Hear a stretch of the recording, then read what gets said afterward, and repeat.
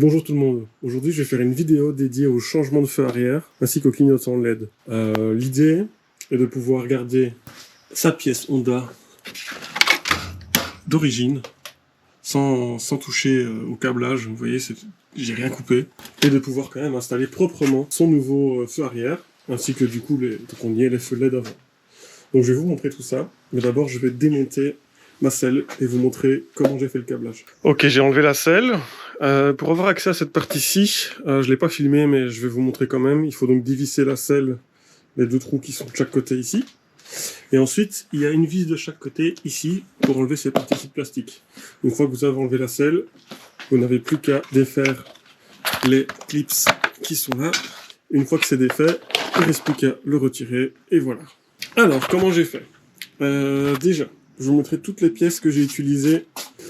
Ce que j'ai fait dans un premier temps, c'est que du coup j'ai démonté le module arrière de base avec son faisceau. Pour démonter, c'est très simple. On débranche cette petite prise ici. On dévisse ces 4 boulons et on enlève tout. C'est très simple, c'est une prise, 4 vis. Une fois que c'est fait, j'ai acheté ce support de feu LED sur AliExpress. Je vous mettrai le lien en description.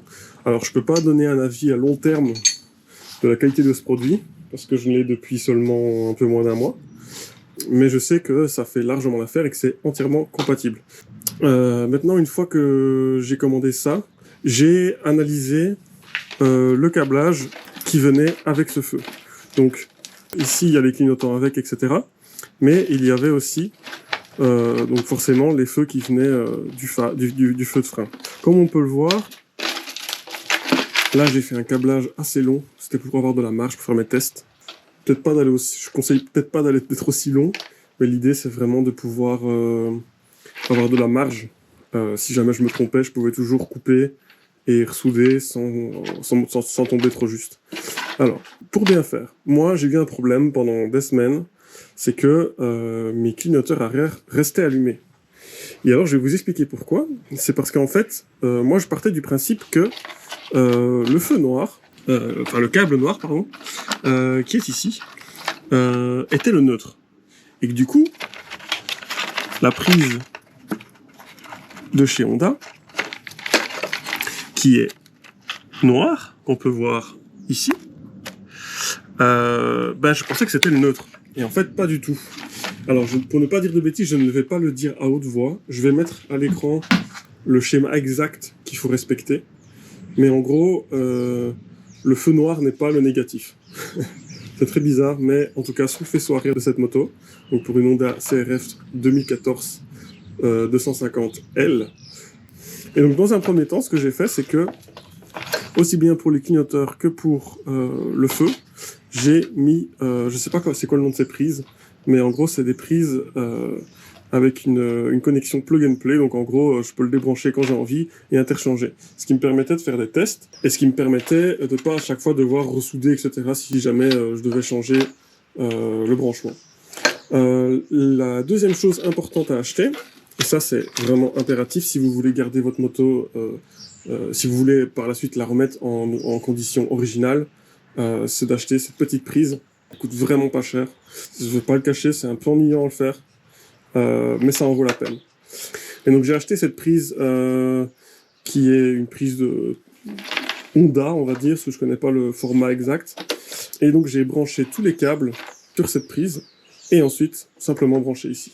Une fois que vous avez fait ça, si vous vous êtes pas trompé et que vous avez suivi le schéma que je vous ai montré, vous n'avez plus qu'à ranger vos câbles, comme je le fais ici. Bon là, une fois de plus mes câbles sont très longs, donc je dois un peu les enrouler. Je vous conseille d'utiliser des câbles de bonne qualité aussi. Ne prenez pas des trucs trop fins, trop fragiles. C'est quand même un endroit, ça se voit à la boue rentre, malgré qu'il y a des protections en dessous. Je sais pas si on pourra le voir, mais ici j'ai une protection pour pas que la boue rentre, mais quand il pleut et qu'il y a vraiment beaucoup de boue, ça passera quand même toujours un petit peu. Je vous conseille quand même donc de mettre des bons câbles et surtout d'utiliser des connexions avec un minimum d'isolation comme il y a ici. C'est vraiment important, sinon vous allez avoir un court-circuit, péter votre fusible, bon ça c'est pas très grave, mais du coup ne plus avoir de signalisation et ça c'est un peu plus ennuyant. Pour que ça fonctionne bien, pour que les clignoteurs ne flashent pas dans tous les sens. Alors ça c'est très simple. Beaucoup de gens vont vous conseiller de mettre des condensateurs sur chaque clignoteur, sur le câblage de chaque clignoteur, entre le clignoteur et la prise, aussi bien ici que devant.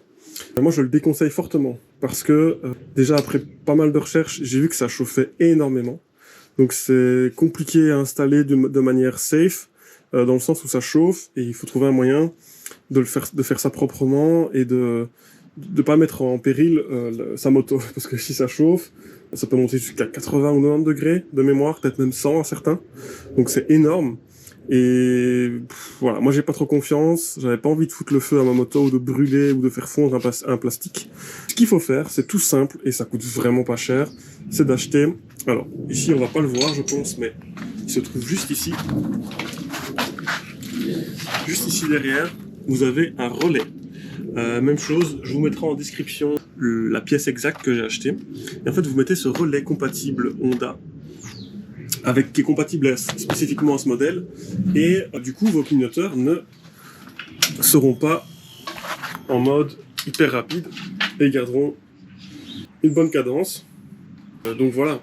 Donc pour résumer, je vais montrer aussi devant quand j'y suis. Voilà. Alors, à noter que devant j'ai laissé l'ampoule normale, ce n'est pas grave du tout. On peut très bien laisser l'ampoule du phare avant et l'ampoule du phare arrière en mode normal, et changer juste les clignotants en LED, ça marche aussi, aucun souci. Donc pour résumer, ce qu'il vous faut, c'est acheter une pièce comme ça avec un feu, avec clignoteur déjà fourni ou pas, ça c'est vous qui voyez. Moi je préfère avoir des clignoteurs séparés, parce que je pouvais choisir ce que je voulais pour le style, pour l'esthétique et pour la visibilité aussi surtout. Ça c'est pas forcément les meilleurs, mais il est important d'en prendre quand même des assez lumineux pour qu'on vous voit d'assez loin. Parce que c'est bien d'acheter pas cher sur AliExpress, mais il faut quand même faire attention à sa sécurité. Ceux-ci sont sympas, mais je pense qu'en été en plein soleil, ça sera pas terrible. Ici il fait sombre, donc ça se voit fort, mais voilà. Donc je résume. Je vais faire un bon résumé une fois pour toutes. Achetez cette pièce, bien vérifier que c'est compatible avec votre moto. Je mettrai quand même la pièce que moi j'ai achetée pour que ce soit plus facile pour vous. Avec ou sans clignoteur, donc séparé ou pas, donc clignoteur, une fois de plus, vous voyez ce que vous voulez. Vous achetez un bon câblage, très simple aussi, hein, ça, vous pouvez trouver ça dans un commerce de bricolage près de chez vous ou même sur internet. Élément très important, petite prise Honda, qui sera aussi en description, le lien sera aussi en description. Et les petites connexions comme ça. Et donc voilà. Une fois que vous avez fait ça, vous suivez le PDF et ça sera super facile en fait. Et l'avantage avec ce setup, c'est que du coup vous débranchez cette prise, vous dévissez les 4 vis, vous allez rechercher votre ancien feu arrière, vous le remettez et tout remarche. Il y a une chose que j'ai pas dit, c'est que devant, c'est pas comme derrière. Ici derrière, comme on branche tout sur une seule prise, on n'a pas besoin de couper. Vous voyez ces fameuses petites prises. Je crois que j'en ai une ici. Vous voyez. Bon là je l'ai fait parce que celui-là était déjà pas un d'origine. Et les petites prises orange et bleu. Je sais pas si je peux le montrer. Je pense qu'on la voit là. On voit les petites prises orange et bleu. Donc devant, on est obligé de travailler sur ces prises-là. Donc je vous mettrai aussi en description un adaptateur pour directement mettre vos câbles de clignotant avec une prise compatible pour ne pas commencer à chipoter et à faire de la soudure qui risque d'endommager votre faisceau d'origine. Et voilà. Donc c'est plutôt quelque chose d'esthétique, on va pas se mentir. C'est même 100% esthétique. Je trouve que ça rend bien, mais ça enlève le style de la moto. D'où le fait que je voulais absolument garder la possibilité de pouvoir remettre tout d'origine. Donc voilà, j'espère que ça aura aidé pas mal de personnes parce que j'ai eu pas mal de problèmes à trouver pour moi. Et j'espère que du coup vous aurez plus facile. Voilà. Sur ce, je vous souhaite une bonne journée, une bonne soirée et à la prochaine.